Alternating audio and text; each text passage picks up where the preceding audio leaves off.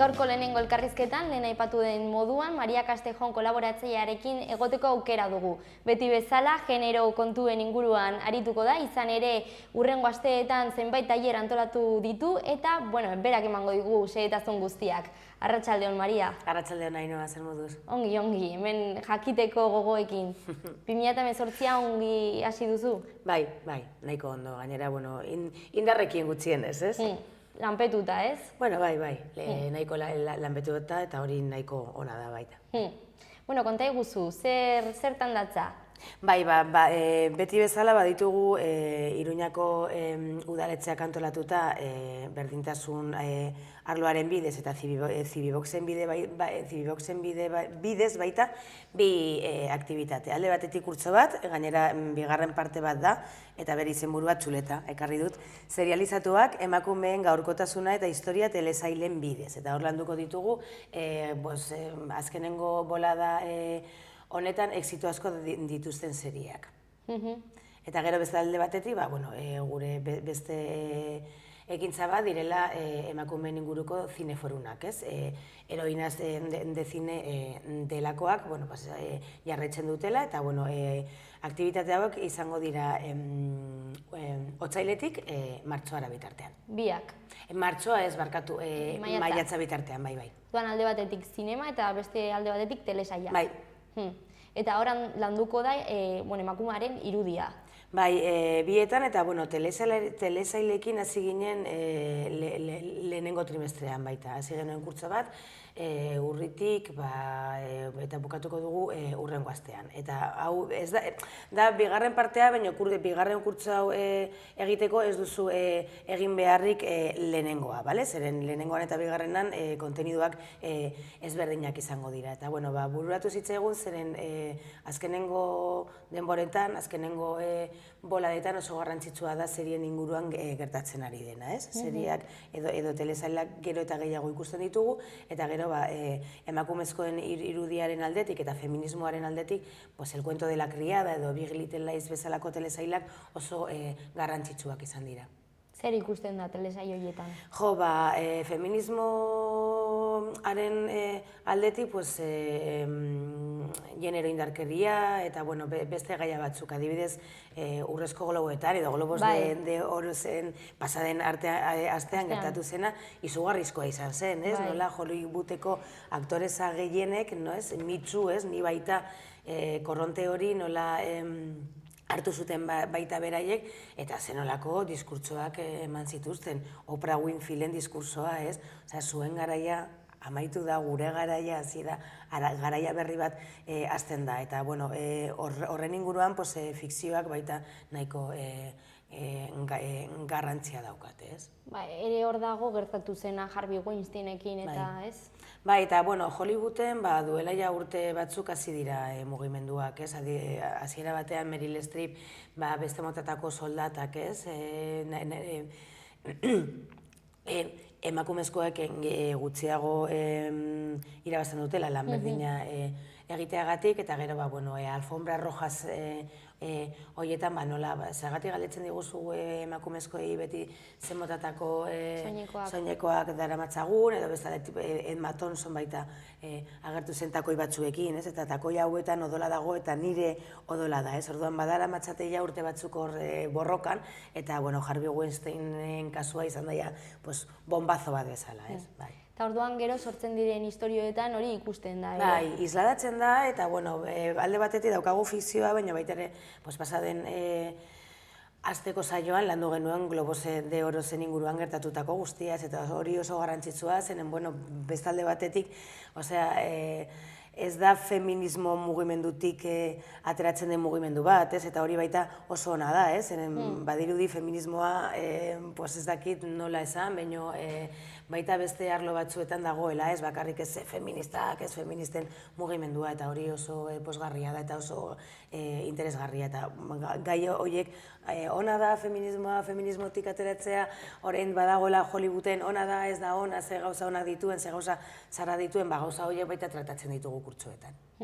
Eta gizonak ere, Twitter eta horrelako sare sozialetan aktorei buruz ari naiz, hor ere beraiek honen alde azaleratu dira, ez? Batzuk, bai, baina Globos de Oro zen diskurtza, Oprah Winfreyren diskurtsoa ikusten baduzu, badira hor emakume guztiak, ez hor, ze ondo, ez? Baina badaude gizonezko batzuk, nola esaten, bueno, hemen, ze gertatzen ari da, gainera oso leku txikia da, ez? Orduan, ez? Agobio batekin, klaro, gizonezko oso erraza da, konbilen artean, ez? Tuit bat idaztea, eta baino, nik uste dut mitzu, ez, eta time's up, ez, osea, zuen denbora bukatu da, gurea hasi da, ez. Orduan, klaro, mugimendu guzti honik badauka gauza oso garrantzitsua, eta da gizonezkoen privilegioak bukatzea, ez. Eta, bueno, Twitterren gauza jartzea oso erraza da, baina azkenean, osea, paradigma aldatu behar da, eta estrukturak aldatu behar dira, eta hori, pues, zailagoa da. Bueno, eta hori telesaietan, eta zineman? Zineforunekin jarraituko dugu, eta hemen baita daukatzuleta, ez, tituluak Una pasteleria en Tokio, Naomi Kawaseren filma bat.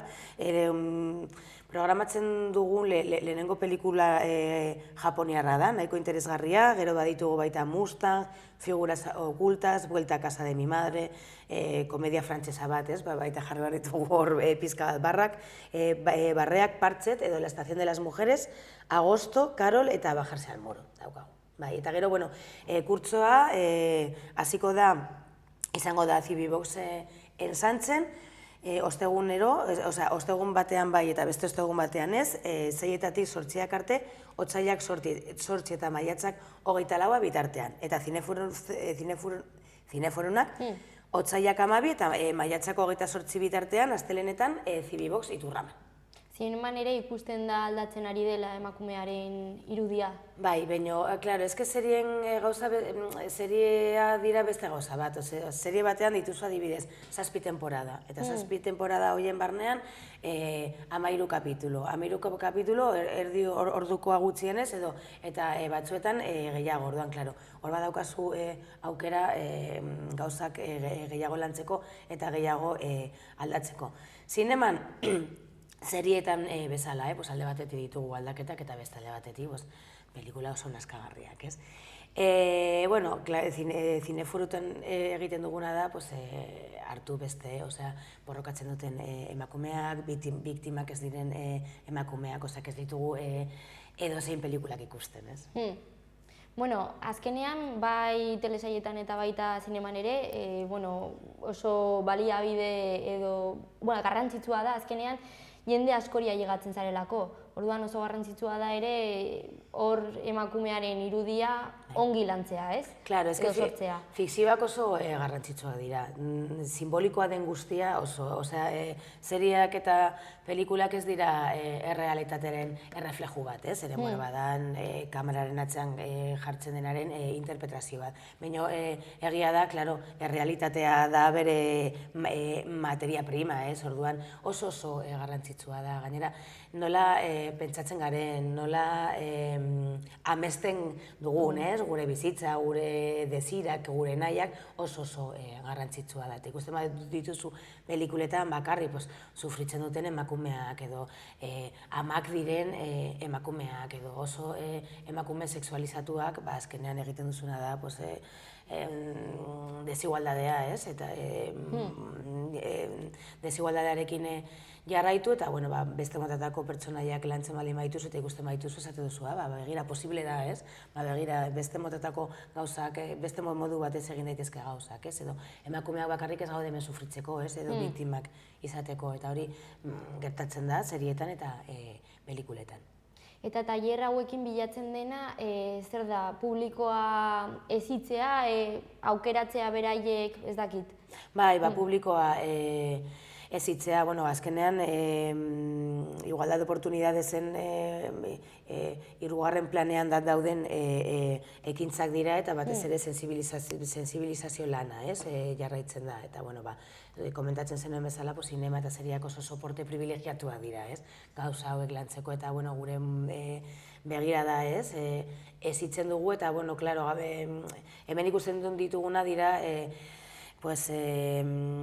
errealitatea alda dezaketen fikzioak, ez? Baina, gero beste modu batez, ez da segun ze pelikulak ez gustatzea, baizik eta modu kritiko baten bidez ikustea bai, eta pentsatzea, ez, beraien inguruan bai. Bueno, hemendik gutxira Oskarrak dira. Uste duzu ere horrelako mugimendu bat emango dela, edo? Bai, nik uste dut baietz. Eta goiak, baita izan badira berehala, hitz egingo dugu, zer gertatzen den Hollywooden eta goietan. Bueno, Hollywooden segurazko horrelako zerbait gertatuko dela, hau da, ni un paso atrás, time's up. Eta, baina, goietan ea zer gertatzen den, badaukat hor pentsatu da, ea zer gertatuko den hemen, ez? Ea.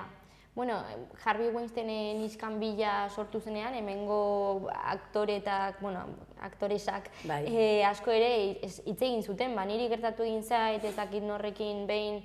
Azkenean, batek altxatzen da eta mundu osoan dauka eragina. Bai, baina, adibidez baita, estatu batuetan eta hemen baita egon da oso erreakzio txarra, ez? Zergatik kontatzen dituzte emakumeak duela 30 urte gertatutakoa? Aizu, barkatu, agian ez duzulako identifikatzen zer egin dizuten.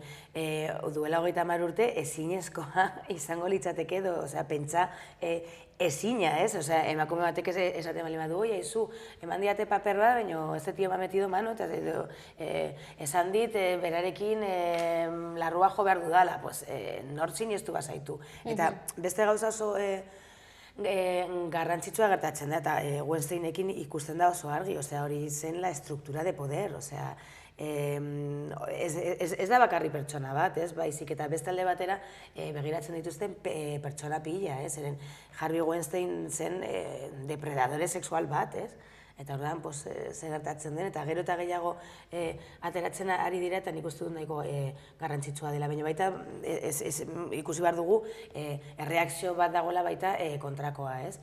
Hau asmatu duzu, zergatik kontatzen duzu, gero, kontatzen bali badut agian langabe gelditzen naiz, oso gauza asko daude. Atzean horren gaude momentu honean, ez? Katarsiarekin, ez? Begira, nola ateratzen diren, gainera Hollywooden gertatzen diren gauza asko eragin sakona daukate, ez? Gure gizartean, ez? Baina orduan, gero hau mantendu behar dugu eta orain zer gertatzen den, ez? Oskarretan, goietan eta urrengo hilabeteetan. Eta ere hori, azkenean telesailak eta zinema gu ikusten dugun zerbait denez, ematen du bakarrik hor gertatzen dela, baina eremu guztietan, ez? Gertatu daiteke, eta gertatzen da. Bai, klaro, alde batetik gaude telesailekin, eta beste alde batetik jarraitzen dugu bretxa salarialaren aurka borrokan, La Manadaren sententzia, hor dago oso gertu, ez? Aber zer gertatzen den, ditugu hainbeste frente, irekita, bai, nahiko nekagarria da, baina, disfrutatu behar dugu baita, eta gero beste oso gauza garrantzitsua, ez? Hollywooden gertatu dena epika sortzen du, ez? Eta emakumezkoak behar ditugu epikak eta diskurtso horiek. Eta diskurtso bat izan, klaro, diskurtso bat azken finean diskurtso bat da, ez? Baina, hor dago eta ume batek ikusten badu hori, bezango du hori. Ze ondo, ez? Gauza hauek behar ditugu, bai. Eta gainera, ezin dugu, ahaztu ez da, Oprah Winfrey emakume beltza bat dela, ez? Eta hor baita sartu zuen, ez? Bere diskurtsoan arrazarena, ez? Eta orduan, eske diskurtsoa da ikaragarria, ez? Izan ere hori esaten zuen, bera txikia zenean hor ikusten zuela eta horrek ere motibatu ziola, ez? Claro. Aurrera jarraitzeko, gauzak aldatzeko eta erreferenteak eta genealogia sortzen den guztia oso garrantzitsua da, bai. Nori zuzendutak daude tailer hauek? Jende guztiari. Bai. Gizarte osoa era? Bai. Normalean emakumezkoak matrikulatzen dira, baina ez da, gizonezkoa baita matrikula daitezke. Eta guztien artean egin behar dugun zerbait delako ere, ez? Eta gero, seriak gustatzen zaion jendeari eta pizka bat aktualitateari buruz baita hitz egiten dugu asko, eta gero ikusten ditugu seriak baita, eta nik uste dut nahiko kurtso dinamikoa dela eta nahiko interesgarria. Telesailak ez dela lehendabiziko aldia, lehenengo zati bat egin dela esan duzu, eta Zineforumen kasuan? Zineforumen kasua badaramatzagu 3 urte, ja. Eta oso ondo ateratzen dira. Atzoi izan genuen Barbajar pelikula, Entre dos mundos, eta etorri ziren 200 eta 240 lagun. guztia beteta eta hori oso pozgarria da. Jendeari asko gustatzen zaio zinema, eta orduan baita kalitatezko pelikula programatzen dituzunean, jendea dator, eta oso ondo funtzionatzen dituzte zinefurunak bai, oso pozik nago bai. Jende asko apuntatu da ere orain hasiko direnen Bai, nik ez dakit, baina uste du gelditzen direla Bizpahiru plaza. Eta asko eskaintzen ziren, ere, plaza asko. Hogei, bueno. Bale, pentsatzen bai. Ez, klaro, kurtsoak, 20 pertsona baino gehiagorekin, baina kurtsoaren gauza zailagoa da, ez? Pelikula bat joatea ikustea erosoagoa da, ez? Kurtso bat bali badaukazu, azkenean 15 egunean behin, konprometsu bat hartzen duzu pizka bat gogorragoa. Baina bai, nik uste gelditzen direla hori Bizpahiru plaza, eta berehala bete ziren, ez? Gainontzekoak, eta ezken nik uste dut telesailaren gaia oso interesgarria dela, eta nire baita kostatzen zait, zeren da lantzen dudan lehenengo urtea, eta metodologikoki nola landu, nola enfokatu, hor nago ja buruari bueltak emanez nahiko ondo atera da lehenengo partea, eta bigarren partearekin. Zenbat saio dira? 8 saio, 2 orduko 8 saio, eta azkenean 16 ordu dira. Eta nola 15 egunez behin egiten dugu, ez dugu jendea asko agobiatzen. Oraindik aukerarik dago apuntatzeko, ez? Bai. Iruñetik 0-10 deitu, edo bestela pamplona.es web orrialdean, edo Zibiboxen, edozein Zibiboxera deitzen. Bai, eta nun egingo dira? Kurtsoa Zibiboxen santzen eta zineforunak Zibibox Iturramen. Primeran, beti bezala, plazer bat hemen zu edukitzea. Niretzat baita. Eta, espero dugu aurrekoa bezain ongi joatea. Bale, mila esker.